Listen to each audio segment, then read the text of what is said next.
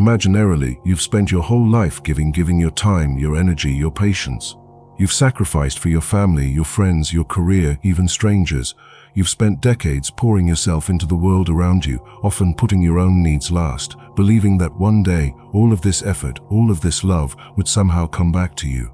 You have endured long nights of worry, days of relentless labor, and years of quiet sacrifices that went unnoticed. Perhaps you believed that by always putting others first, you would secure a future filled with gratitude and appreciation.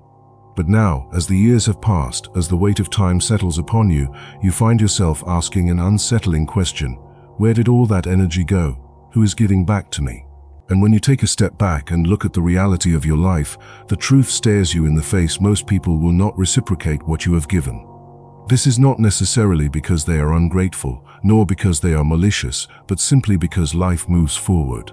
The world does not slow down to acknowledge past sacrifices. The younger generation is consumed with their own battles, their own ambitions, their own distractions. They do not stop to consider the price that was paid for them to have the opportunities they now take for granted. They are too preoccupied with chasing their own futures to look back and acknowledge the foundation upon which they stand. And if you spend your old age chasing their validation, trying to remain relevant in their fast-moving world, you will find yourself exhausted, frustrated, and deeply disappointed. So what do? You shift your focus inward. You stop searching for recognition from those who are too distracted to see you, and you begin to recognize yourself. You stop waiting for appreciation that may never come, and you start appreciating yourself. You stop measuring your worth by how much you can give to others and start understanding that your value does not diminish just because you choose to prioritize yourself. This is not selfishness, it is wisdom. It is a necessary evolution, a shift that allows you to reclaim the energy that you have so freely given away for decades.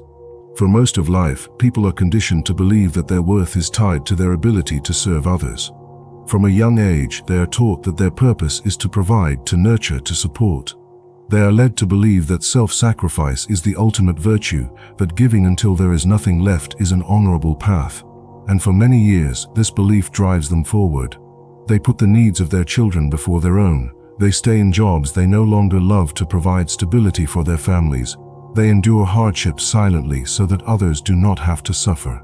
They make countless sacrifices, believing that one day, all of it will be acknowledged, that one day, the love they have given so freely will be returned. But for many, that day never comes. At a certain point, the question shifts from how much more can I give to how much of myself do I have left? And when you reach this realization, it is not a moment of defeat, it is a moment of awakening. It is the moment you finally understand that your time is no longer meant to be spent in endless service to others, but in service to yourself. It is the moment you realize that the years ahead of you are just as important as the years behind you, and that you deserve to spend them in peace, in fulfillment, in a state of deep self-appreciation. This means setting boundaries, refusing to be drained by unnecessary obligations, and letting go of the need to be needed. It means recognizing that there is nothing selfish about prioritizing yourself after years of self-sacrifice. It is a time to explore long-neglected interests, to take care of your body and mind, and to enjoy the simple pleasures of life without guilt. It is a time to finally do the things you put on hold for decades, the hobbies you set aside, the places you never visited, the books you never read, the quiet moments you never allowed yourself to fully embrace.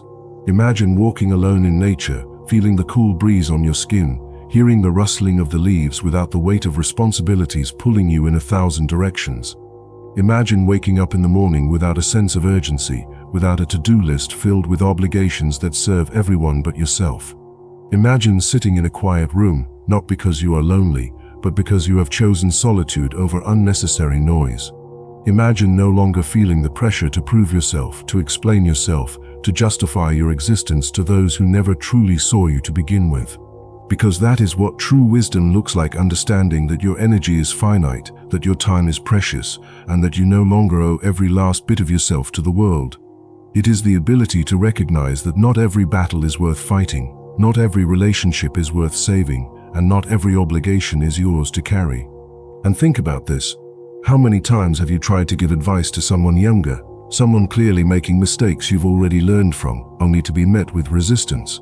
When people are young, they feel an instinctive need to intervene, to correct, to fix what they perceive as wrong. They want to warn others about their mistakes, to guide them toward a better path. But as time passes, it becomes clear that most people do not want to be guided. They do not want wisdom handed to them. They want to make their own mistakes.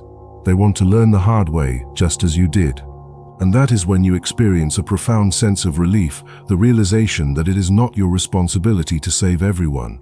It is not your job to convince people of what you already know to be true. It is not your duty to keep explaining yourself, to keep proving yourself, to keep forcing your perspective onto those who are not ready to receive it. Because not everyone will understand you. Not everyone will appreciate you. Not everyone will agree with you. And that is perfectly fine.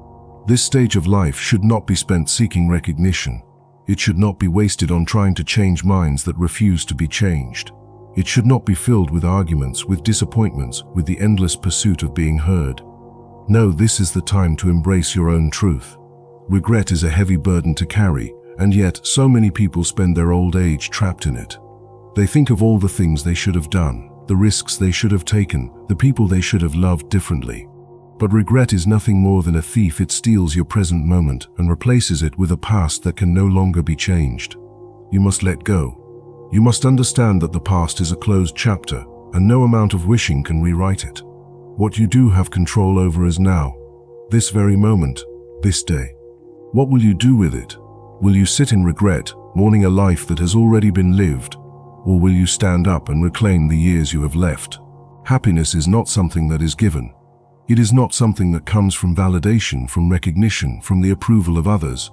It is something that must be taken. It is a conscious decision, a deliberate action, a refusal to let the weight of the past or the expectations of the world dictate the quality of your remaining years. Caring for yourself physically, mentally, emotionally is not just a way to extend life, but a way to ensure that every remaining moment is lived with dignity and consciousness. Your well-being is not selfish. Your peace is not negotiable. And the sooner you accept this, the sooner you will live the years you have left with the peace, the freedom, and the self-respect you truly deserve.